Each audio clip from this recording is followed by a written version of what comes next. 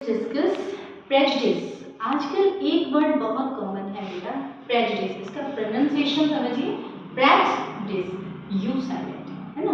Prejudice का मतलब क्या है कि जो चीज़ पूर्वानुमान लगा ली गई है, पूर्वाग्रह से समझ ली गई है कि ये ऐसा ही होता है, एक अवधारणा बना ली गई है, एक मिथ्स बना ली गई है। और ये जो वर्ड है सोसाइटी को पूरी तरह से, पूरे देश को भी, अदर कंट्रीज ऑल्सो खत्म करता जा रहा है। तो ये वर्ड है क्या, उसको समझने की जरूरत है। आज क्यों ये प्रचलन में बहुत ज्यादा बढ़ रहा है, जिसको कि हमें रोकना चाहिए, है ना। इसका मीनिंग समझो। Prejudice means to judge other people negatively or see them as inferior।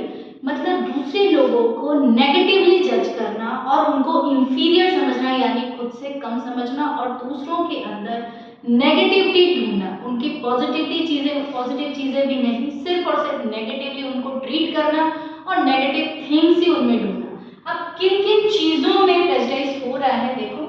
First है पीपल्स रिलीजियस बिलीव्स। जो लोग धर्म पे, जिस भी धर्म पे विश्वास करते हैं, अब ये चीज इतना कॉमन हो गया है कि मेरा धर्म सर्वश्रेष्ठ है, आपका नीचे। तो पीपल का जो रिलीजियस बिलीफ है ये इतना ज्यादा बढ़ गया है कि उसमें प्रेजुडिस की भूमिका बढ़ती जा रही है। दूसरा है the colour of their skin. ये थोड़ा भारत में कम पाया जाता है, विदेशों में ज्यादा पाया जाता है, जैसे अमेरिका हो गया, इंग्लैंड हो गया।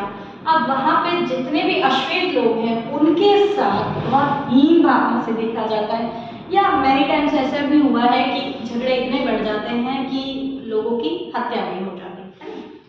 Next is the region they come from. वो किस जगह से आए, जैसे छोटे शहरों से आए हैं तो उनको कुछ नहीं समझा जाता, दिल्ली और मेट्रो सिटीज से जो लोग आए हैं उनको एक पावरफुल इमेज की जैसे देखा जाता है। और ये सब चीजें समाज को बांट रही हैं, जो होनी नहीं चाहिए।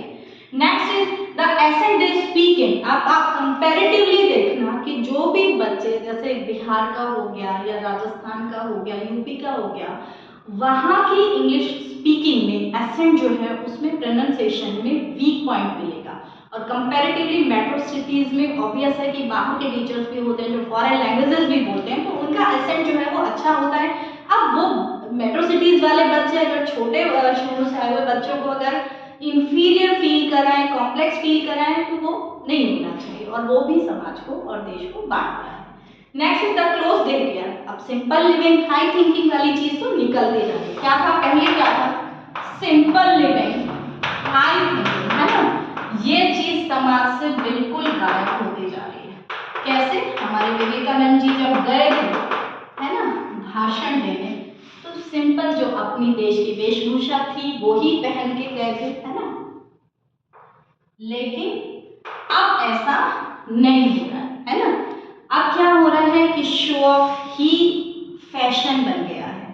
तो ये जो लाइन थी ये गायब हो गई है। जिसने जितना शो ऑफ किया, जितने अपने आप को ज्यादा एक्सपोज किया, उसी की वैल्यू समाज में बढ़ रही है। एक चीज प्रेजुडिस के लिए बहुत ज्यादा इंपॉर्टेंट है, अ जज must be free from prejudice. अगर जज ने पहले से, जज किसी भी जगह से आ रहे हो, किसी भी स्थान से आ रहे हो, कैसी भी लैंग्वेज हो रहे हो, लेकिन अगर जज के अंदर ये कॉम्प्लेक्स आ गया फिर तो जजमेंट हो ही नहीं सकता, है ना।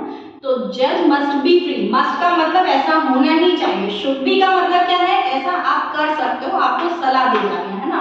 बट जब मस्ट बी की बात हो जाए, मतलब ऐसा करना ही है, तो अगर must be free from prejudice, अगर ऐसा नहीं किएंगे तो हमारी न्याय व्यवस्था जो पूरी तरह से खत्म हो जाएगी।